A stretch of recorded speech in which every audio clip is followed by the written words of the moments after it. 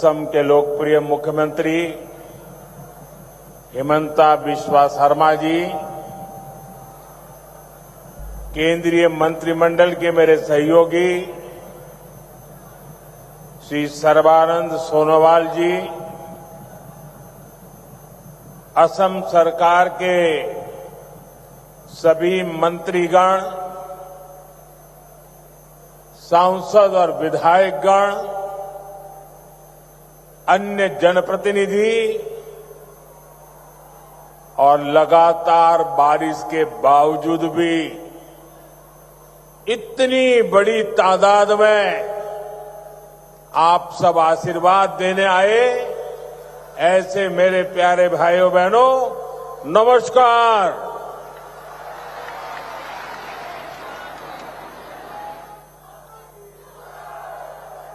अहोमार विकास यात्रार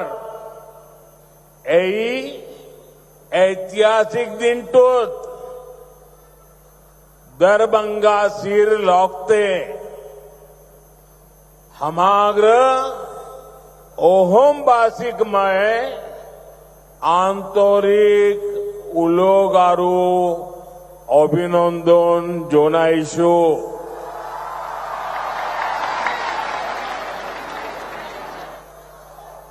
साथियों,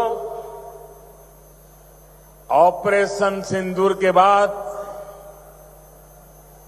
कल मेरा पहली बार आसाम आना हुआ है। मां कामाख्या के आशीर्वाद से ऑपरेशन सिंदूर को जबरदस्त सफलता मिली।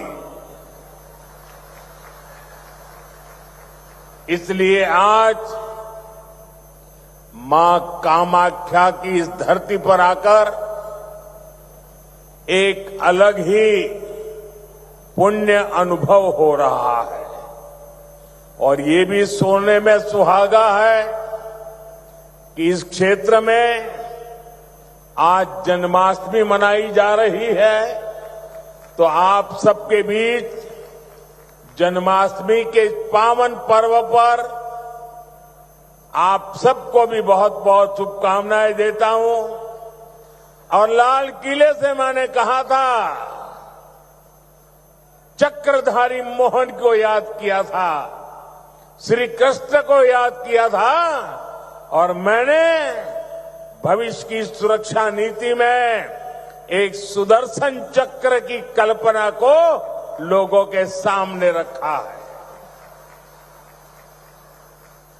साथियों, हमारा ये मंगलदोई तो वो स्थान है जहां संस्कृति की त्रिवेणी, इतिहास के गौरव और भविष्य की आशा, सबका संगम एक साथ होता है। ये क्षेत्र असम की पहचान का भी केंद्र बिंदु है। प्रेरणा और पराक्रम से भरी इस भूमि पर आप सभी जनता जनार्दन के दर्शन करने का सौभाग्य पाकर मैं धन्य हूं। भाइयों और बहनों, कुछ दिन पहले ही हमने भारत रत्न सुधा कंठो भूपेन हजारी जी का जन्म दिवस मनाया है। कल उनके सम्मान में हुए एक बहुत बड़े कार्यक्रम का हिस्सा बनने का अवसर मुझे मिला। असम की ऐसी महान संतानों ने, हमारे पूर्वजों ने जो सपना देखा था, आज बीजेपी की डबल इंजन सरकार उसको पूरी ईमानदारी से पूरा करने में जुटी है। भाइयों बहनों, कल जब मैं भूपेन दा की जन्म शताब्दी दिवस के कार्यक्रम में था, तो रात को मुझे मुख्यमंत्री जी ने एक बात बताई और आज सुबह मुझे वो वीडियो भी दिखाया। ये देख करके मुझे बहुत गहरी चोट पहुंची।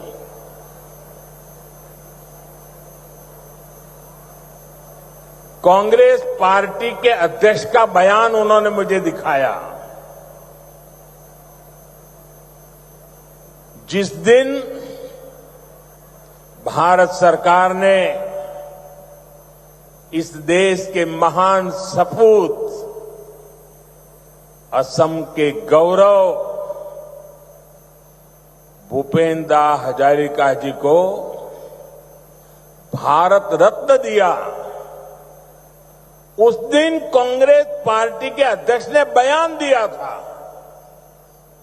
उस समय मेरे ध्यान में नहीं आया था, आज मुझे वो दिखाया गया।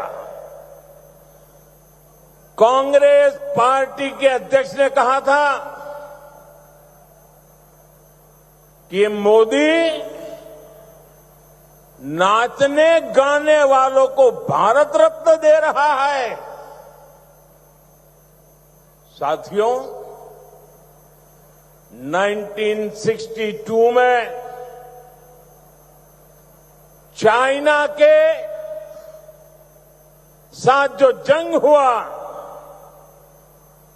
उसके बाद पंडित नेहरू ने जो कहा था, वो घाव नॉर्थ ईस्ट के लोगों के वो घाव आज भी नहीं भरे हैं। और उस घाव पर कांग्रेस की वर्तमान पीढ़ी भी नमक छिड़कना का काम कर रही है। मैं आमतौर पर मुझे कितने ही गालियां दे, मैं तो भगवान शिव का भक्त हूं, सारा जहर निगल देता हूं।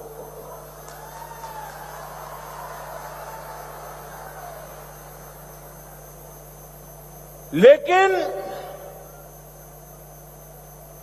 बेशर्मी के साथ जब किसी और का अपमान होता है तो मुझसे रहा नहीं जाता है।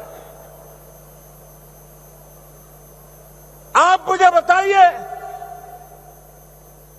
भूपेन दा को भारत रत्न देने का मेरा निर्णय सही है कि नहीं है? पूरी ताकत से बताइए, सही है कि नहीं है? भूपेन दा को भारत रत्न दिया, उसका कांग्रेस ने मखौल उड़ाया, वो गलत किया कि नहीं किया?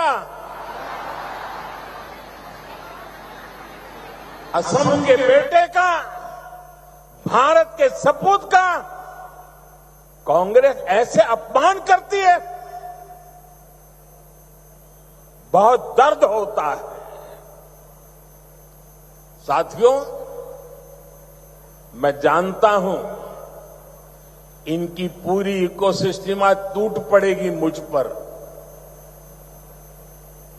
कि मोदी फिर से रोना रोने लगा। मेरे लिए तो जनता जनार्दन ही मेरा भगवान है, और मेरे भगवान के पास जाकर के मेरे आत्मा की आवाज वहां नहीं निकलेगी तो कहां निकलेगी? यही मेरे मालिक है, यही मेरे पूजनीय है, यही मेरा रिमोट कंट्रोल है। मेरा और कोई रिमोट कंट्रोल नहीं है।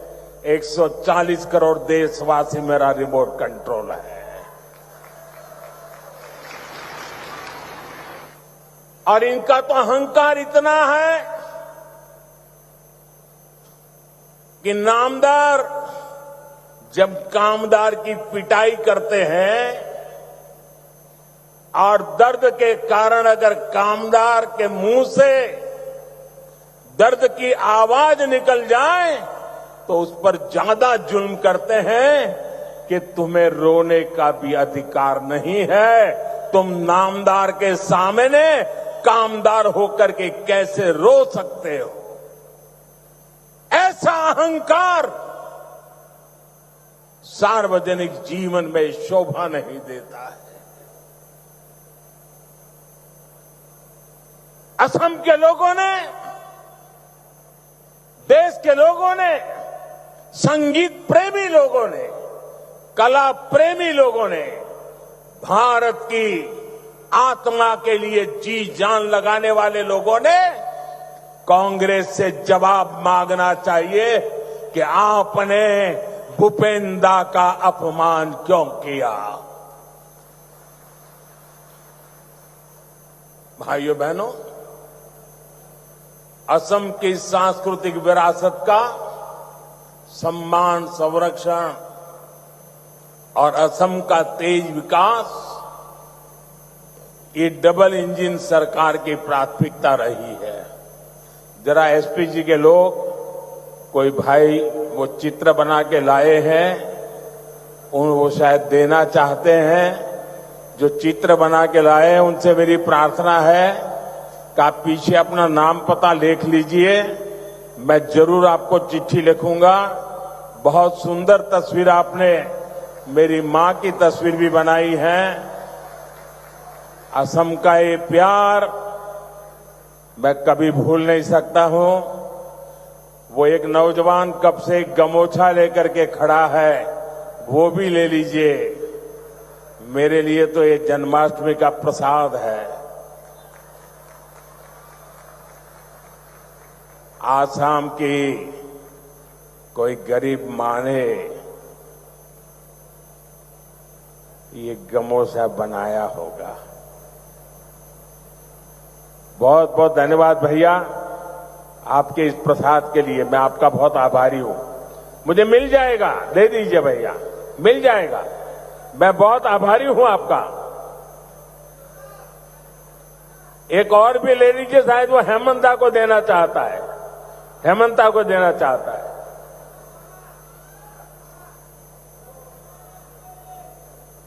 ठीक है, जहां जाना है सही जगह पे जाएगा। बहुत आपका प्यार के लिए धन्यवाद नौजवान।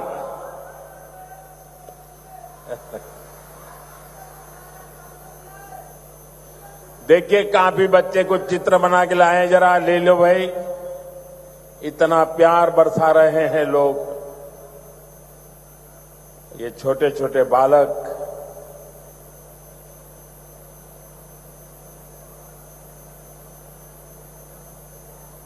ऐसा सौभाग्य कहां मिलता है भाई।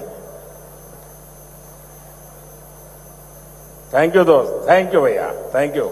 आप दोनों भाई हैं क्या? नहीं? वाह, तो दोनों काली टी शर्ट पहन के आए हैं।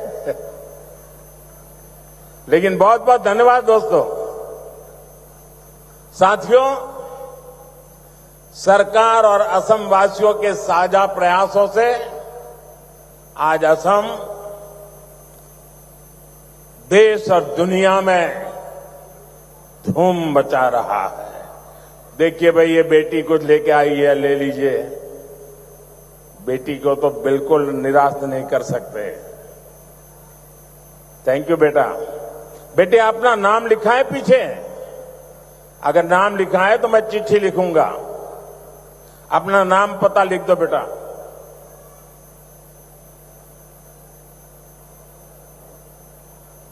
साथियों, आज भारत दुनिया का सबसे तेजी से ग्रो करने वाला देश है। वहीं असम भी देश के सबसे तेजी से ग्रो करने वाले राज्यों में एक बन गया है। एक समय था जब असम विकास में पिछड़ा हुआ था, देश के साथ कदम ताल नहीं कर पा रहा था। लेकिन आज असम करीब करीब 13% की ग्रोथ रेट से आगे बढ़ रहा है। बेटा, बहुत बहुत धन्यवाद। साथियों, 30% ग्रोथ, 13% ग्रोथ, ये बहुत बड़ी अचीवमेंट है। ये आपकी अचीवमेंट है। हो जाए ताली आज आपके नाम पर। हमारे नाम पर तो आप बहुत तालियां बजाते हैं। मैं आज आपके पसीने पर ताली बजाना चाहता हूं।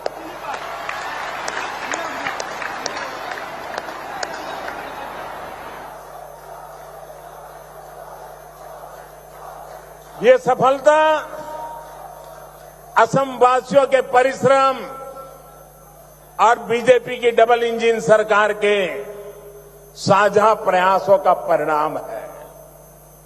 मुझे खुशी है कि असम की जनता इस पार्टनरशिप को लगातार मजबूत कर रही है। इसलिए तो हर चुनाव में हेमंता जी और उनकी टीम को बार बार भारी समर्थन मिल रहा है।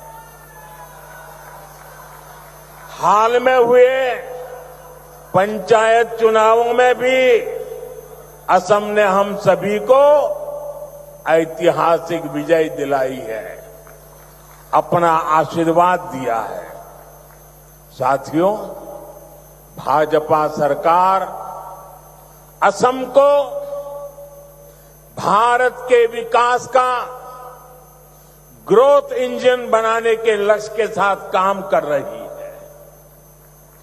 आज का ये कार्यक्रम भी हमारी इसी संकल्प का हिस्सा है। अभी कुछ देर पहले इस मंच से करीब 6,500 करोड़ रुपए की विकास योजनाओं का शिलान्यास हुआ है। हमारी डबल इंजन सरकार असम को टॉप के कनेक्टेड स्टेट और टॉप के हेल्थ केयर हब के रूप में विकसित कर रही है। ये प्रोजेक्ट्स इसी संकल्प को और सशक्त करेंगे। आप सभी को दरांग मेडिकल कॉलेज और अस्पताल के लिए, हाईवे के लिए, रिंग रोड के लिए बहुत बहुत बधाई। साथियों, पूरा देश आज विकसित भारत के निर्माण के लिए एकजुट होकर आगे बढ़ रहा है। खास तौर पर हमारे जो नौजवान साथी हैं, उनके लिए विकसित भारत सपना भी है और संकल्प भी है। और इस संकल्प की सिद्धि में हमारे नॉर्थ ईस्ट की बहुत बड़ी भूमिका है। ये मैं सिर्फ इसलिए नहीं कह रहा हूं कि मुझे आप लोगों के प्रति बहुत प्यार है, बहुत सम्मान है, नॉर्थ ईस्ट के प्रति मेरा लगाव है। सिर्फ इसलिए नहीं कह रहा हूं, मैं इसलिए कह रहा हूं, इसके पीछे ठोस कारण है। आजादी के बाद बड़े शहर, बड़ी इकोनॉमी, बड़े बड़े कारखाने पश्चिम और दक्षिण भारत में ही विकसित हुए। इस दौरान पूर्वी भारत का बहुत बड़ा इलाका, बहुत बड़ी आबादी विकास की दौड़ में पीछे रह गई। अब भाजपा सरकार इस स्थिति को बदल रही है। 21वीं सदी के 25 साल बीत चुके हैं। जिस 21वीं सदी के हम गीत गाते रहे ना, कांग्रेस के जमाने से सुन रहे थे 21वीं सदी आ रही है, 21वीं सदी आ रही है। आकर के भी 1/4 समय तो पूरा हो गया। अब 21वीं सदी का ये अगला हिस्सा ईस्ट का है। नॉर्थ ईस्ट का है। अब आपका टाइम आया है। असम का, नॉर्थ ईस्ट का समय आया है। आपका समय आया है। मेरे नौजवानों, अब समय आपकी मुट्ठी में है। भाई एक और बच्चा कुछ लेके आ गया, ले लीजिए भाई।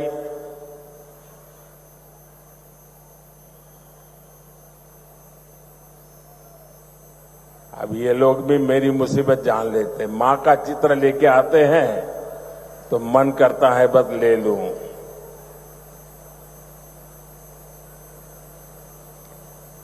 दे दो बेटे, ये मेरे साथी हैं। पीछे अपना नाम पता लिख लेना, मैं कलेक्ट कर लूंगा इसको, आपको चिट्ठी लिखूंगा। जरा ये लेकर के दे दीजिए भी एसपीजी वालों को।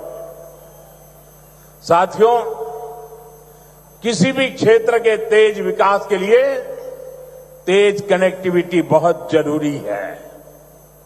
इसलिए हमारी सरकार का बहुत अधिक फोकस नॉर्थ ईस्ट में कनेक्टिविटी पर रहा है।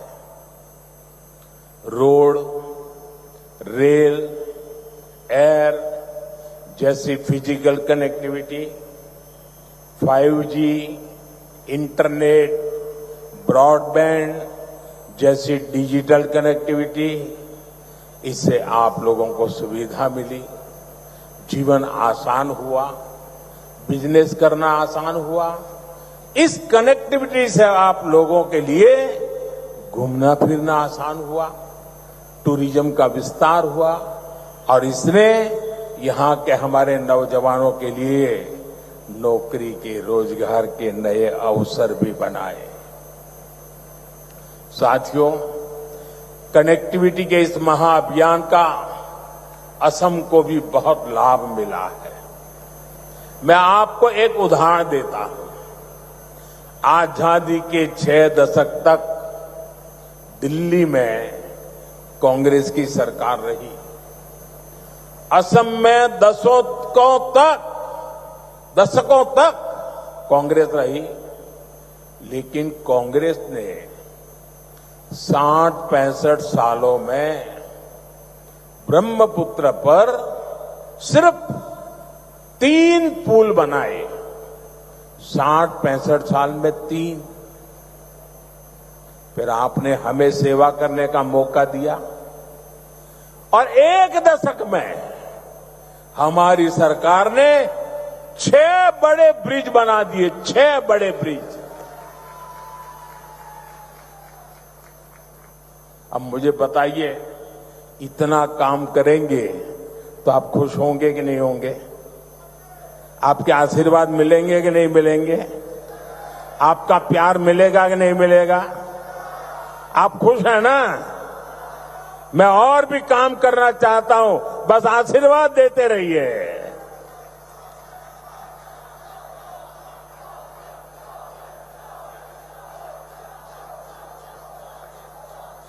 आज भी कुरवा नारंगी ब्रिज का शिलान्यास हुआ है। इस ब्रिज से गुवाहाटी और दरांग के बीच की दूरी कुछ ही मिनट की हो जाएगी। इससे आम लोगों के समय और पैसे की बचत होगी, ट्रांसपोर्टेशन सस्ता होगा, टाइम कम लगेगा, ट्रैफिक की परेशानियां कम होगी और इसके कारण कीमतें भी कम होती है। साथियों, नई रिंग रोड से आपको बहुत फायदा होगा।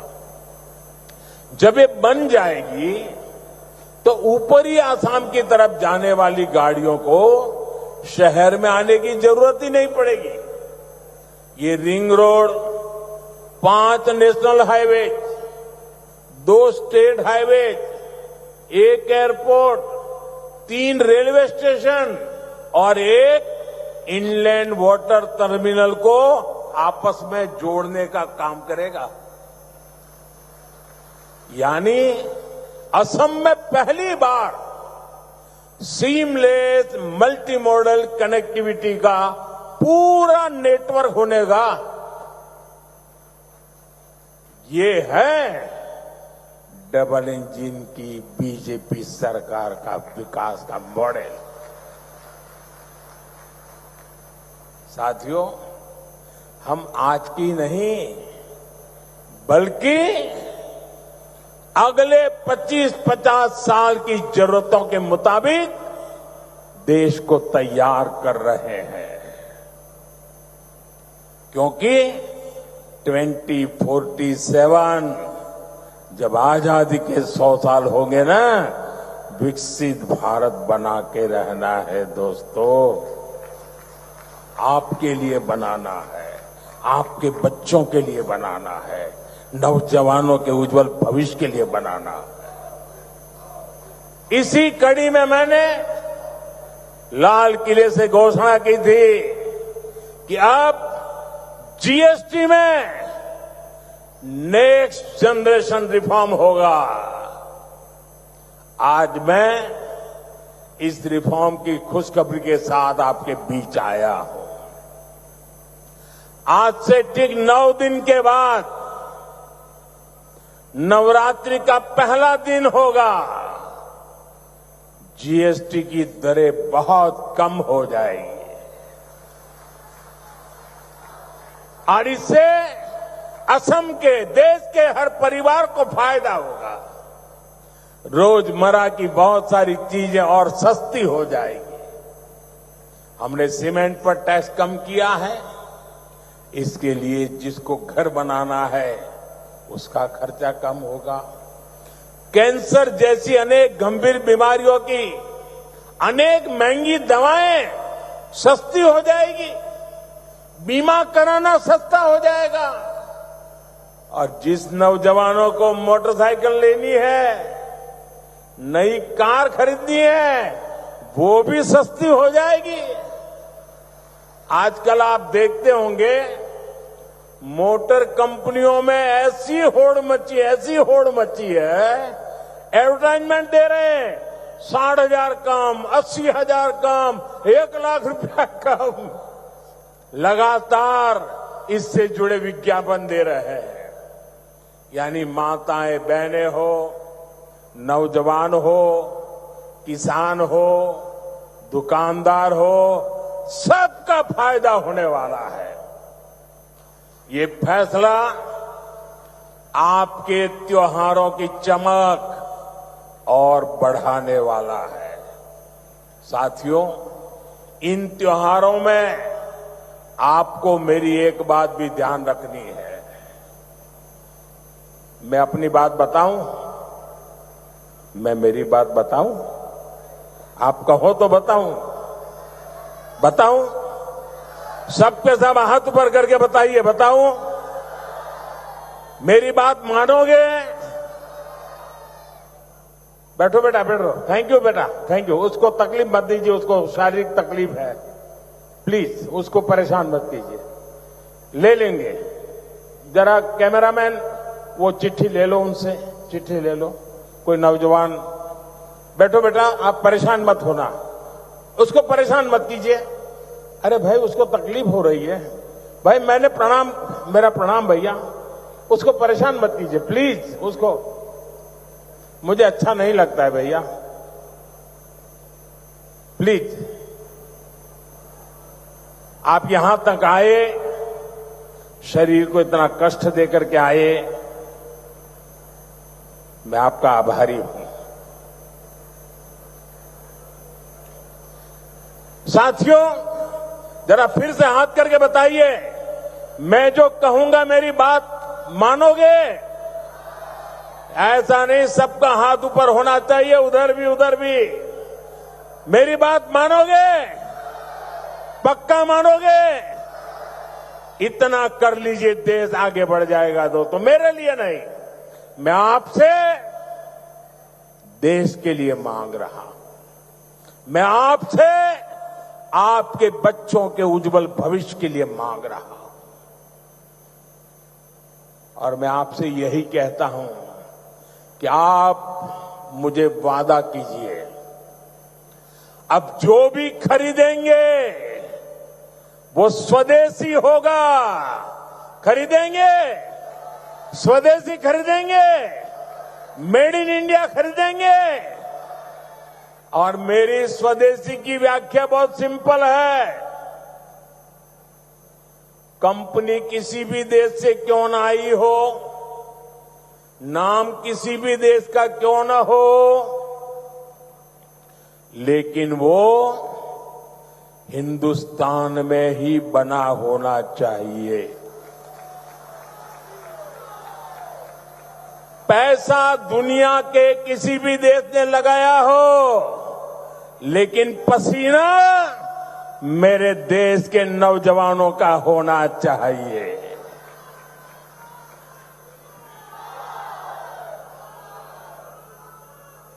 उस जो भी मेड इन इंडिया होगा उसमें मेरे भारत की मिट्टी की महक होनी चाहिए। ऐसा सामान खरीदेंगे रे, खरीदेंगे रे? जरा हाथ ऊपर करके बताइए, खरीदेंगे रे? सबके साथ जोर से बताइए, खरीदेंगे?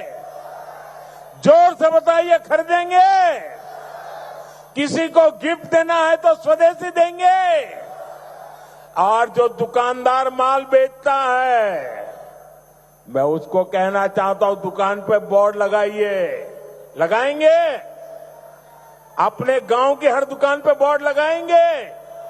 उस पर बोर्ड लगाइए, गर्व से कहो ये स्वदेशी है।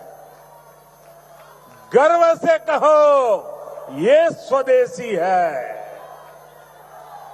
देखिए, स्वदेशी की ताकत मैं बताता हूं।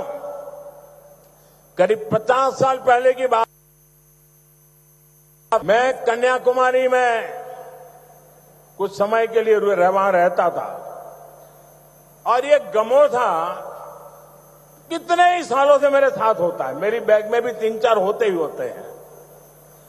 तो ऐसे ही मैं कन्याकुमारी में एक गमोछा ऐसे लगा के घूम रहा था, तो दूर से कुछ लोग दौड़ के आए और मुझे नमस्ते करके पकड़ा। बोले, आप आसाम से हैं? मैंने कहा, नहीं, मैं तो गुजरात से हूं। नहीं, बोले, गमोछा देखा ना, इसलिए आपको हमने पकड़ा। ये ताकत होती है मिट्टी की, स्वदेशी की ये ताकत होती है। कोई पहचान नहीं थी, लेकिन आसाम के लोगों का उस दिन मुझ पर इतना प्यार उमड़ गया क्योंकि मेरे गले में गमोछा था। दोस्तों, ये ताकत होती है। और इसलिए मैं कहता हूं, आप मुझे वादा करिए, हम स्वदेशी खरीदेंगे।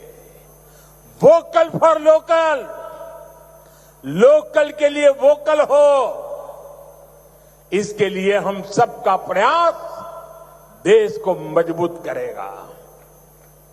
साथियों, बीते सालों में एक और सेक्टर में बहुत बड़ा काम देश में हुआ है।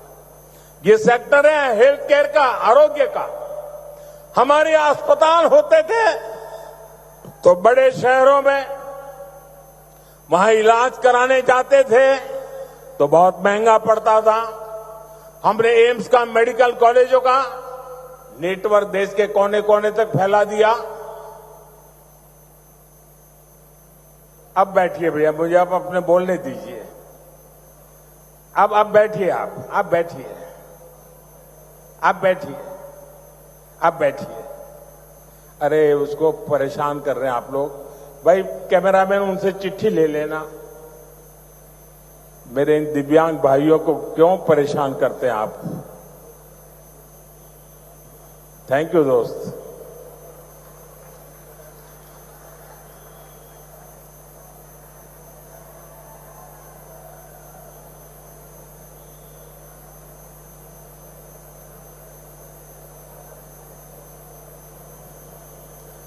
यहां असम में तो विशेष तौर पर कैंसर के हॉस्पिटल भी बनाए गए। बीते 11 वर्षों के दौरान भारत में मेडिकल कॉलेजों की संख्या दोगुनी हो गई है। यानी आजादी के 60-65 सालों में जितने मेडिकल कॉलेज बने, बीते 11 वर्षों में बनाए हैं। बताइए, 60-70 साल में जो काम हुआ है ना, वो हमने 10-11 साल में कर दिया है दोस्तों। यहां असम में भी 2014 से पहले सिर्फ 6 मेडिकल कॉलेज थे। अब जब दरांग में मेडिकल कॉलेज भी बनकर तैयार हो जाएगा तो यहां 24 मेडिकल हो जाएंगे, मेडिकल कॉलेज हो जाएंगे। आपको भी पता है, जब मेडिकल कॉलेज बनता है तो इलाज की बेहतर व्यवस्था बनने के साथ ही ज्यादा से ज्यादा नौजवानों को डॉक्टर बनने का भी अवसर मिलता है। पहले मेडिकल सीटों की कमी की वजह से बहुत बड़ी संख्या में हमारे युवा डॉक्टर नहीं बन पाते थे। बीते 11 साल में देश में मेडिकल सीटों की संख्या 2 गुने से ज्यादा हो गई है। इतना ही नहीं, हमने एक और लक्ष्य रखा है। आने वाले 4-5 सालों में हम मेडिकल की 1 लाख नई सीटें जोड़ने जा रहे हैं। 1 लाख नई सीटें, 1 लाख नौजवानों को डॉक्टर बनाएंगे। साथियों, ये हम ऐसे काम करते हैं, अगर इस देश में 3 करोड़ लखपति दर्जे बनाने का काम करते हैं तो 1 लाख नए डॉक्टर बनाने का भी काम करते हैं। साथियों, असम देशभक्तों की भूमि है। विदेशी आक्रांताओं से देश की रक्षा हो या फिर आजादी की लड़ाई में बलिदान हो, असम की भूमिका बहुत बड़ी है। पथरू घाट का किसान सत्याग्रह देश भला कैसे भूल सकता है। वो ऐतिहासिक स्थान यहां से ज्यादा दूर नहीं है।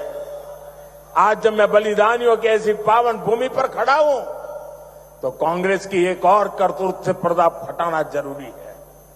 कांग्रेस अपनी राजनीति के लिए हर ऐसे व्यक्ति, हर ऐसे विचार के साथ खड़ी होती है जो भारत विरोधी हो। अभी ऑपरेशन सिंदूर के दौरान भी हमने यही देखा। जब कांग्रेस सत्ता में थी तो पूरा देश आतंक से लहूलुहान होता था, कांग्रेस चुपचाप खड़ी रहती थी। आज हमारी सेना ऑपरेशन सिंदूर करती है, पाकिस्तान के कोने कोने में आतंक के आकाओं को उखाड़ फेंकती है, लेकिन कांग्रेस देश की सेना के बजाय पाकिस्तान की सेना के साथ खड़ी हो जाती है। कांग्रेस के लोग हमारी सेना के बजाय आतंकियों को पालने वालों के एजेंडे को आगे बढ़ाते हैं। पाकिस्तान का झूठ कांग्रेस का एजेंडा बन जाता है। इसलिए आपको कांग्रेस से हमेशा सतर्क रहना है। साथियों, कांग्रेस के लिए अपने वोट बैंक का हित ही सबसे बड़ा है। कांग्रेस देश हित की कभी परवाह नहीं करती। आज कांग्रेस देश विरोधियों की, घुसपैठियों की भी बहुत बड़ी रक्षक बन चुकी है। कांग्रेस जब सत्ता में थी तो घुसपैठ को बढ़ावा देती थी। और कांग्रेस चाहती है कि इस घुसपैठिए हमेशा के लिए भारत में ही बस जाए और भारत का भविष्य घुसपैठिए तय करे। एक समय में मंगलदोई ने असम की पहचान बचाने के लिए अवैध घुसपैठ के खिलाफ लेकिन पहले की कांग्रेस सरकार ने आप लोगों को इसकी भी सजा दी है, आपसे इसका बदला लिया है। कांग्रेस ने यहां जमीन पर अवैध कब्जे होने दिए, हमारे आस्था के स्थानों पर, हमारे किसानों के, आदिवासियों के हक की जमीन पर डाका डाला। बीजेपी एनडीए सरकार बनने के बाद अब उन स्थितियों को बदला जा रहा है, आया जा रहा है। हेमंता जी के नेतृत्व में असम में लाखों बीघा जमीन घुसपैठियों से मुक्त की जा चुकी है। दरांग जिले में भी बहुत बड़ी जमीन से कब्जा हटाया गया है। यहां गोरूखुंटी इलाके में कांग्रेस के समय घुसपैठियों का कब्जा था। आज वो जमीन वापस ले जा चुकी है। अब वहां किसानों के लिए गोरू चल रही है। वहां के नौजवान अब कृषि सैनिक बनकर खेती कर रहे हैं। सरसों, मक्का, उड़द, तिल, कद्दू सब कुछ वहीं उग रहा है। यानी जो जमीन कभी घुसपैठियों के कब्जे में थी, आज वही जमीन असम के कृषि विकास का नया केंद्र बन गई है।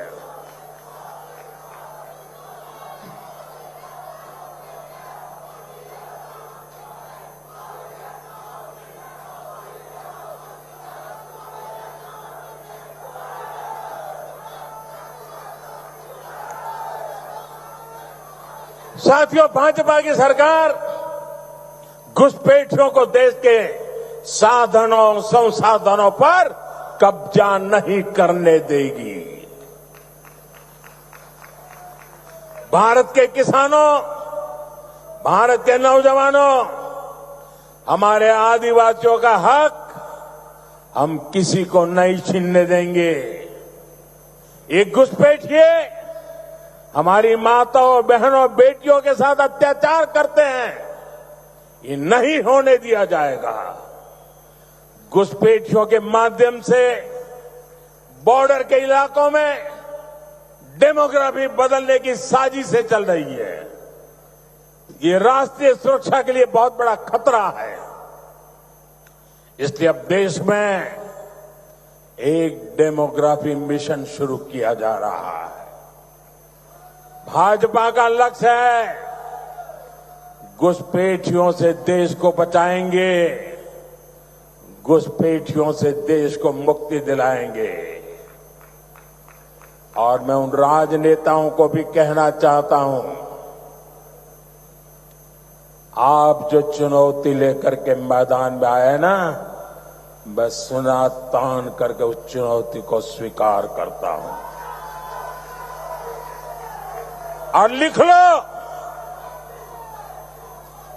मैं देखता हूं घुसपैठियों को बचाने में तुम कितनी ताकत लगाते हो और घुसपैठियों को हटाने में हम कैसे अपना जीवन लगा देते हैं। हो जाए मुकाबला।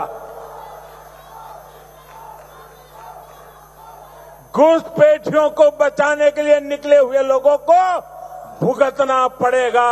मेरे शब्द सुन के रखो, ये देश उनको माफ नहीं करेगा। साथियों, असम की विरासत को बचाना, असम का तेज विकास करना, इसके लिए हमें मिलकर काम करना है।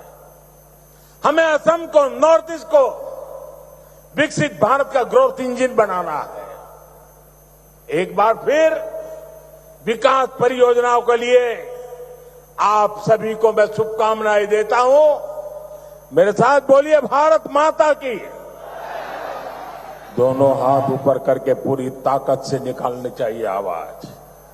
भारत माता की, भारत माता की, भारत माता की, भारत माता की, भारत माता की।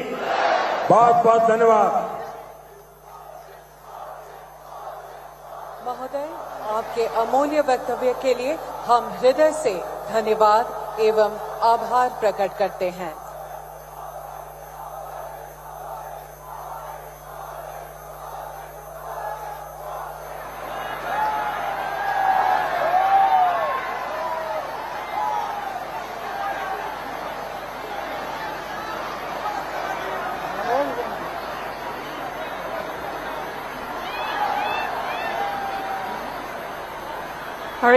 নিৰ্বাচনী প্ৰচাৰ লগতে নিৰ্বাচনী ৰণলংকা আৰু কেইবাটাও আঁচনিৰ ইতিমধ্যে শিলান্যাস আজি দেশৰ প্ৰধানমন্ত্ৰী নৰেন্দ্ৰ মোদীৰ পোনপটীয়া সম্প্ৰচাৰ মঙলদৈৰ পৰা দেশবাসীক ইতিমধ্যে তেওঁ সম্বোধন কৰে। জনতাই মোৰ ভগৱান, মোৰ আত্মাৰ আহ্বানৰ জনতাৰ ওচৰত নোলালে ক'ত ওলাব, তেনেধৰণৰ কেতবোৰ তেওঁ মন্তব্য কৰিছে। জনতা জনাৰ্দনলৈ তেওঁ প্ৰণিপাত কৰিছে সকলোকে ধন্যবাদ জনাইছে ইমানখিনি ৰাইজৰ সঁহাৰি পোৱাৰ বাবে দেশৰ প্ৰধানমন্ত্ৰীগৰাকী আৰু সমান্তৰালভাৱে যিসকলে তেওঁৰ বাবে উপহাৰ আনিছে সেই উপহাৰসমূহো তেওঁৰ নিৰাপত্তাৰক্ষীৰ হাতত দিবলৈ তেওঁ তেনেধৰণে আহ্বান জনোৱা পৰিলক্ষিত হৈছে আৰু ইতিমধ্যেই অসমৰ বহুকেইটা মন্তব্য তেওঁ কৰিছে তেওঁৰ বিশেষকৈ অসম গৌৰৱ বা আমাৰ যিখন গামোচা সেই গামোচাখন ডিঙিত যেহেতু ওলমাই তেওঁ ভাষণ প্ৰদান কৰিছিল গতিকে যেতিয়া তেওঁ বাহিৰলৈ ফুৰিবলৈ যায় তেতিয়াও তেওঁ এনেধৰণৰ গামোচাখনৰ প্ৰতি তেওঁৰ যি টান আছে বা যি আপোন আছে বহুতে তেওঁক দেখি আপুনি অসমৰ নেকি বুলি তেওঁক প্ৰশ্ন উত্থাপন কৰে সেইসমূহো ইতিমধ্যে তেওঁ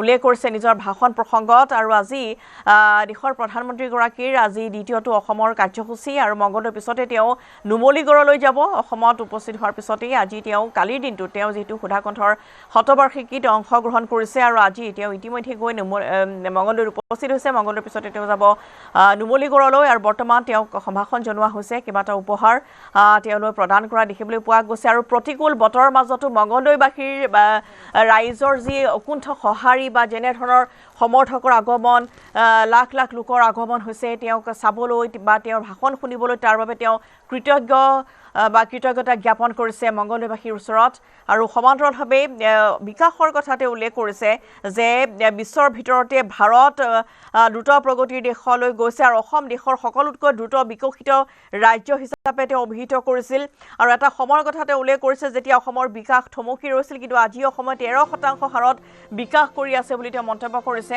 আৰু এনেধৰণে তেওঁ আজি মংগলদৈত উপস্থিত হোৱাৰ পিছতেই তেওঁ সাদৰ সম্ভাষণ জনোৱা পৰিলক্ষিত হ'ল আৰু বহুকেইটা আঁচনিৰ ইতিমধ্যে শুভাৰম্ভ কৰা পৰিলক্ষিত হৈছে আজিৰ দিনটোত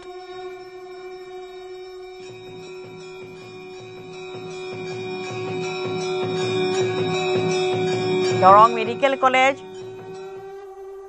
GNM বিদ্যালয় আৰু BSCৰ যে পাঠ্যক্ৰম থাকিব গতিকে দৰঙত এখন কলেজ দীৰ্ঘদিনৰ ধৰি দৰংবাসীৰ এটা সপোন আছিল আৰু সেই সপোন সাকাৰ হোৱাৰ পথত গতিকে যথেষ্ট উৎফুল্লিত দৰংবাসী য'ত নাৰ্ছিং কলেজ আৰু এই কলেজখনৰ নামত মেডিকেল কলেজৰ নামত 570 কোটি টকা ধাৰ্য কৰা হৈছে লগতে গুৱাহাটী ৰিং ৰোডৰ নামত 4530 কোটি টকা ধাৰ্য কৰা হৈছে নাৰেঙ্গী কুৰুৱা সংযোগী দলঙৰো আজি শিলান্যাস কৰা হৈছে 1200 কোটি টকাৰ এই প্ৰকল্প গতিকে তিনিটাকৈ বৃহৎ অভিলাষী যি প্ৰকল্প সেই অভিলাষী প্ৰকল্প নিৰ্বাচনৰ পূৰ্বে দৰংবাসী ৰাইজলৈ উপহাৰ দেশৰ প্ৰধানমন্ত্ৰীগৰাকীৰ উপস্থিতিত আজি সকলোৱে এনেধৰণে কৃতজ্ঞ হোৱা বুলি উল্লেখ কৰিছে আৰু লাখ লাখ জনতাৰ আগমনক তেওঁ ইতিমধ্যে ধন্যবাদ জ্ঞাপন কৰিছে